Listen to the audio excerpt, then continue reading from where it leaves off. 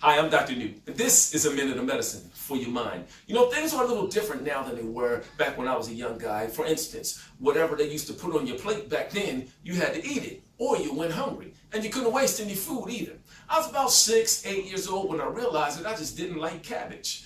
Couldn't stand it, but they kept giving it to me and I had to eat it. Now I decided at that point, at that young age, that when I got old enough to make the decisions of whatever it is that I'm going to eat or not eat, that cabbage was not going to be on that menu. Fast forward many years later, I get married to a beautiful young lady who loves cabbage.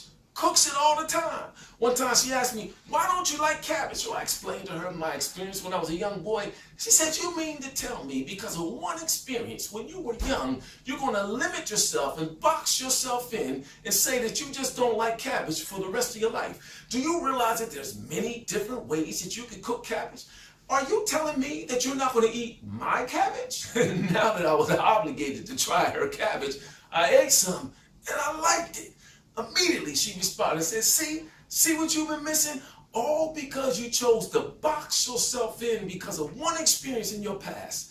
And you refuse to expose yourself to the many different ways that there are to cook cabbages. You got to broaden your horizon. You see, what I'm trying to say to you today is real simple, see. If you want to embark upon any type of change in your life, the first step to that change must be exposure. There are 4 basic steps in the dance of change. And the first step to change is exposure. You see, if you always do what you always did, then you'll always get what you always got. If you want to expose yourself to different possibilities, then you've got to get up from where you are and go see what's possible. You got to expose yourself.